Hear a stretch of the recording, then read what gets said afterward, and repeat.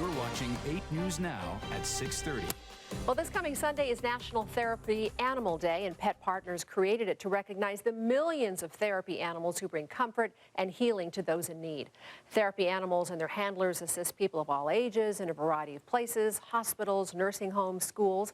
In tonight's Pet Project, a local group pairs students and dogs, and it all adds up to stronger reading skills.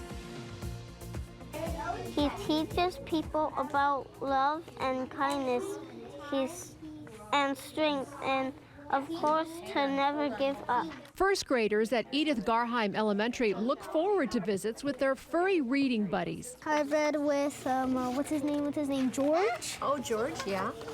And, Petey. Maybe we should start with the cover. Who wants to read the title of the book? Love Dog Adventures has been making regular visits here for 7 years.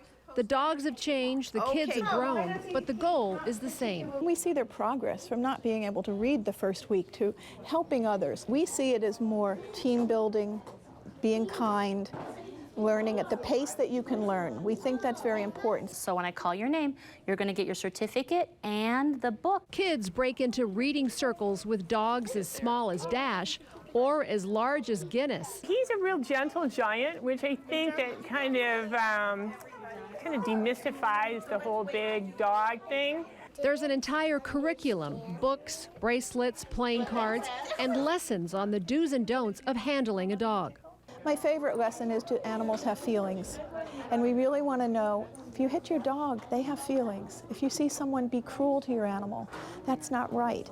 Reading with Petey is Aiden. This month's book features Petey's story, overcoming physical challenges and finding a loving home. It's very nice reading to them because they listen to the story, they're very good listeners. Always listening and never judging.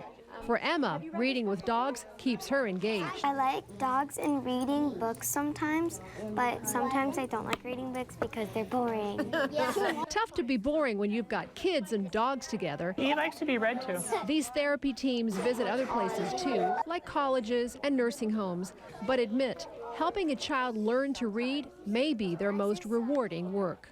And he said, but I can't read. And another child put his arm around him and said, but I'll read it to you. That's why we do this.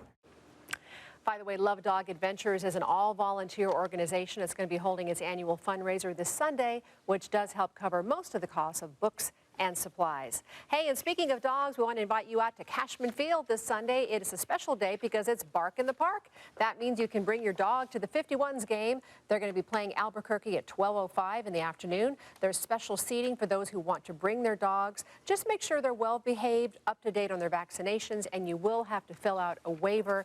And Ted is promising some really great weather Sunday afternoon. Yeah, it's going to be nice. I can smell the dogs already. Wait, Hot dogs. The hot dogs, not Hot dogs, just so you know.